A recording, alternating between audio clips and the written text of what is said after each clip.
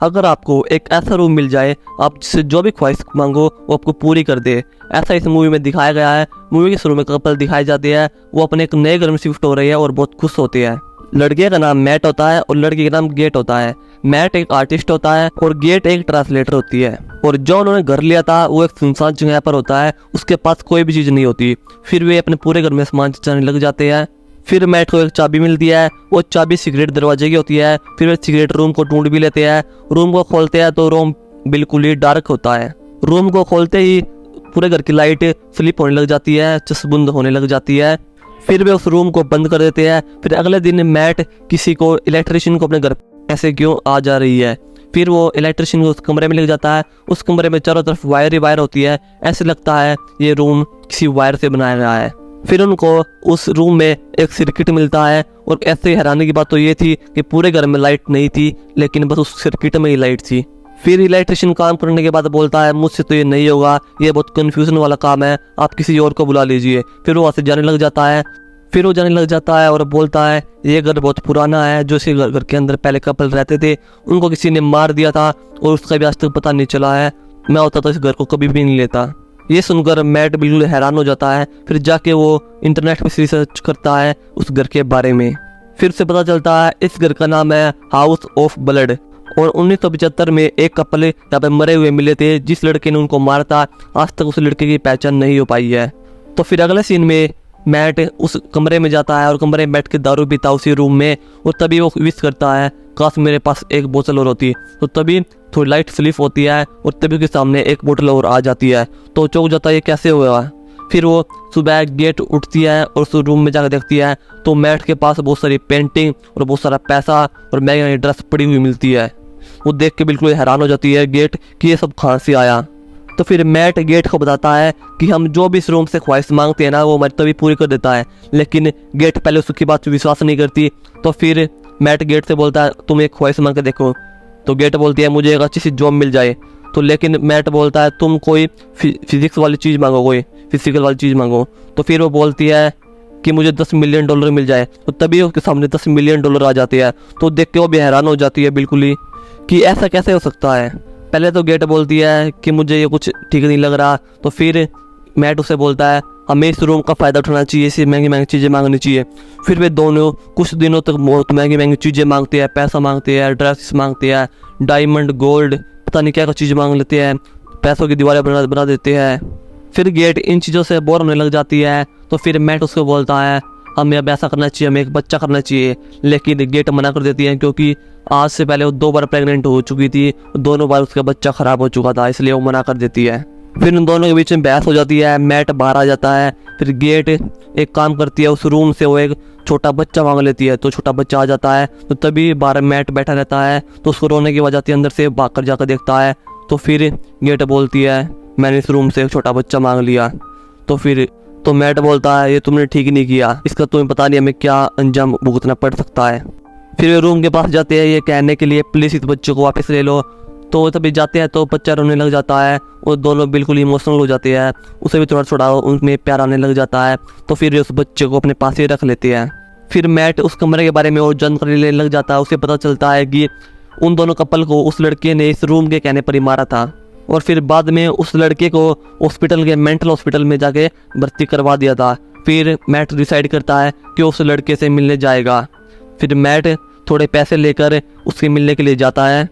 फिर वो लड़का जो जॉन था वो उनको बताता है तुम उस रूम के बहुत मज़े ले रहे होगे, नए नए कपड़े मंगा रहे होगे, सोना चांदी मंगा रहे होगे, तो ऐसा करो अब उस रूम को छोड़ के ऐसे चले जाओ अगर तुमको मरने से बचना है तो। फिर मैट उससे पूछता है कि तुमने उन कपल को क्यों मारा, लेकिन उस बात का उल्टा जवाब देता है और बोलता है जिसकी ख्वाहिश सभी पूरी होने लग जाए तो उसको खुद से ही डर लगने लग जाता है। फिर वो वहाँ से आ जाता है और अपने गाड़ी में पेट्रोल डलवाने लग जाता है। तो तभी वो जेब से पैसे निकालता है तो पैसे की जगह वहाँ पर मिट्टी निकलती है। फिर एक राज वहाँ पर खुलता है कि जो भी चीज़ उस घर से बाहर आएगी वो मिट्टी में बदल जाएगी। फिर वो जाता है एक पेंटिंग को लेता है, आधा पेंटिंग घर के बाहर रखता है, आधा अंदर रखता है। जो पेंटिंग घर के बाहर होती है वो मिट्टी में बदल जाती है, जो अंदर वाली होती है वो ठीक रहती है। फिर वो गुस्से से उस दीवारों को तोड़ने लग जाता है और वो जहाँ भी तोड़ता है उसको वायर ही वायर मिलते हैं। उसको ऐसा लगता है वो घर किसी कंक्रीट से नहीं बल्कि पूरा घर वायर से बना है। जहाँ भी तोड़ता है बेसमेंट में, कमरों में, जहाँ भी तोड़ता है सभी जगह वायर ही वायर निकलती है। फिर अगले सीन में गेट उस छोटे लड़के को बाहर ठंडे हवा लगाने ले जाती है, लेकिन मैट को सच्चाई पता था लेकिन उसने गेट को नहीं बताया था इस बारे में। तो फिर गेट उसको बाहर लेके जाती है तो बाहर उसका रंग अपने आप थोड़े से बच्चे का रंग थोड़ा फेड होने लग जाता है। तो वो चिल्लाने लग जाती है बहुत जोर से। वो घर के अंदर आती है तो लड़का 7 साल का हो चुका था। उसके पता चलता है कि अगर कोई भी जिंदा चीज घर से बाहर जाएगी तो जो बहुत जल्दी बड़ी होगी बूढ़े होगी मुझे मर जाएगी। फिर मैट गेट को समझाता है कि ये कमरा एक 3D प्रिंट की तरह काम करता है। इसकी सभी चीज़ें हम कोई घर से कोई भी चीज़ बाहर लेके जाएंगे तो मिट्टी में बदल जाएगी या कोई चीज़ मर जाएगी। तो लेकिन गेट उस बात को नहीं मानती। गेट को उस बच्चे से अपने बच्चे की तरह लगाव हो चुका था। फिर ऐसे ही महीने बीत जाती है और एक दिन वो लड़का बाहर जाने की जिद करता है कि मुझे बाहर जाना है, लेकिन गेट उसे बोलती है तुम बाहर नहीं जा सकते, तुम बीमार हो। और फिर गेट और मैट के बीच में भी दूरियां बढ़ना स्टार्ट हो चुकी थी। दोनों अलग अलग रूम में रहना शुरू कर दिया था दोनों ने। फिर एक दिन वो बच्चा बाहर निकलने की कोशिश करता है। वो अपना हाथ बाहर निकालता है तभी उसके हाथ में हाथ फेड होने लग जाता है। तो भाग कर आती है गेट, उसको अंदर खींच लेती है और सभी दरवाजों और खिड़कियों पर फट्टे लगाकर कीलों से उसको बिल्कुल लॉक कर देती है। फिर एक दिन उस बच्चों को पता चल जाता है उस रूम के बारे में और वो पता करने लग जाता है कि ये सबकी ख्वाहिश कैसे पूरी करता है। फिर अगले दिन मैट और गेट उठते हैं, उस रूम में जाकर देखते हैं तो उस लड़के ने अपनी सोच से बहुत बड़ा गार्डन वहाँ पर बना दिया है और वहाँ पर बर्फ़ भी गिर रही है और बच्चे ने स्नोफॉल भी बनाकर उससे खेल रहा है। ये देखकर लड़की बहुत खुश हो जाती है। लेकिन मैट ये सोचता है ये अपनी शक्ति को गलत यूज़ कर रहा है, अगर ये ऐसे यूज़ करता रहा तो एक दिन बहुत बड़ा नुकसान हो जाएगा। फिर मैट उसको खींच के अंदर लाता है और बोलता है आज के बाद तुम इस रूम के अंदर भी नहीं जाओगे। फिर तभी उसके पास जॉन का फ़ोन आता है और जॉन बोलता है कि उन कपलों ने भी उस अपने इस रूम से एक बच्चा मांगा था, उस बच्चे ने उनकी हत्या कर दी थी और वो बच्चा और कोई नहीं, मैं ही हूँ जॉन। फिर मैट कहता है फिर तुम कैसे बच गए इस रूम से बाहर आकर? तो बताता है कि वही यहाँ से बच सकता है जिसने उस बच्चे को उस कमरे से मांगा हो। अगर वो उसको मार देगा तो बच्चा बाहर आ सकता है। फिर जॉन कहता है मैंने भी जिसने मुझे मांगा था मैंने उसको मार दिया था, इसलिए मैं भी बच गया था। और फिर ये सभी बात पास में एक गेट होती है वो भी सुन लेती है और रोने लग जाती है और पूरी रात अपनी कार चलाने में निकाल देती है। फिर मैट उस बच्चे को सब कुछ बता देता है कि अगर तुम इस घर से बाहर जाओगे तुम मर जाओगे, मैंने तुम्हें कमरे से मांगा था हमने तुमको। तो फिर लेकिन वो बच्चा जिद करता बाहर जाने की, गलत नहीं, मैं तो बाहर ही जाऊँगा। तो फिर वो उसके बच्चे लाता है मैट कि बोला नहीं जाना तुमको, तो अंदर ही रहो।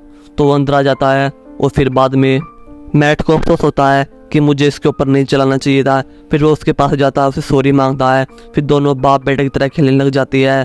तो तभी रात को फिर गेट अंदर आती है और उन दोनों को पास हुआ वो देखती है तो बहुत खुश हो जाती है। फिर अगले दिन मैट और गेट को पास आए वो लड़का देख लेता है। फिर वो लड़का उससे गेट से पैर रखने लग जाता है और वो बाहर जाता है और वो 18 साल का हो जाता है। फिर वो गन निकाल लेता है और गेट को जख्मी कर देता है। फिर गेट जब आँख खोलती है तो उसके सामने मैट सामने होता है। तो फिर मैट उसको बताता है कि मेरे उस लड़के के बीच में लड़ाई हुई थी और मैंने उस लड़के को बाहर भगा दिया और बाहर फेंकने के बाद वो मिट्टी में बदल गया। तो फिर गेट उठती है तो बाहर देखती है तो उसी शक्ल जैसा बाहरी मैट की शक्ल जैसे बाहर एक आदमी पड़ा हुआ है। तो समझ जाती है जो मेरे सामने था वो असली मैट नहीं है, उस लड़के ने उस मैट की शक्ल को उस रूम से मांग लिया है। फिर वो उस रूम जैसा एक डुप्लीकेट रूम बना लेता है, उस रूम के अंदर असली मैट को बंद कर देता है। फिर असली वाला मैट उस घर की दीवार को तोड़ने लग जाता है बाहर आने के लिए। तो फिर अगले सीन में गेट उस नकली वाले मैट से बोलती है कि हमें इस घर को चेंज करना चाहिए, अब हमको यहाँ से जाना चाहिए। फिर मैट उसके साथ ज़बरदस्ती करने लग जाता है और फिर गेट को पता चल जाता है हाँ कि नकली वाला ही मैट है। फिर गेट उससे बच के भागती है और भाग के गिर जाती है और बेहोश हो जाती है। फिर गेट उठती है तो देखती है उसके सामने 2 गेट है, एक असली वाला एक नकली वाला। वो कंफ्यूज हो जाती है कि असली वाला कौन है। तो फिर वो जोर से उस लड़के का नाम चिल्लाती है तो उसे पता चल जाता है हाँ कि यही नकली वाला मैट है। तो उसको धक्का दे देती है, उस सीढ़ी से नीचे गिर जाता है। फिर दोनों भागने लग जाती है, लेकिन उस घर का पूरा कंट्रोल उस लड़के के हाथ में होता है। वो सीढ़ी को कभी उस साइड कर देता है, कभी सीढ़ी को उस साइड कर देता है। फिर मैट अपना दिमाग लगाता है और एक नकली गेट और मैट मांग लेते हैं। फिर नकली और गेट मैट को वो लड़का पकड़ लेता है, असली वाले बाहर भाग जाते हैं। फिर मैट उस लड़के को जबरदस्ती मजबूर करता है बाहर आने के लिए, उसकी तरफ जोर से भाग के आने लग जाता है वो लड़का। तो तभी मैट उसको बाहर फेंक देता है, वो दरवाज़ा बंद कर लेता है। तो तभी वो लड़का पहले बूढ़ा होता है, फिर बूढ़ा होकर उस मिट्टी में बदल जाता है। ये देख के दोनों इमोशनल हो जाते हैं क्योंकि उन्होंने उसे अपने बच्चे की तरह रखा था। फिर कुछ महीने बाद गेट प्रेग्नेंट हो जाती है, लेकिन खुश नहीं होती। लाइट दोबारा फ्लिपर होती है, लगता है उसने कुछ फिर से गड़बड़ कर दिया है। तो मूवी यहाँ खत्म हो जाती है। मूवी अच्छी लगी तो वीडियो को लाइक करना एंड चैनल सब्सक्राइब करके बेल आइकन प्रेस लेना। मिलते हैं अपने नेक्स्ट वीडियो के साथ। जय श्री राम।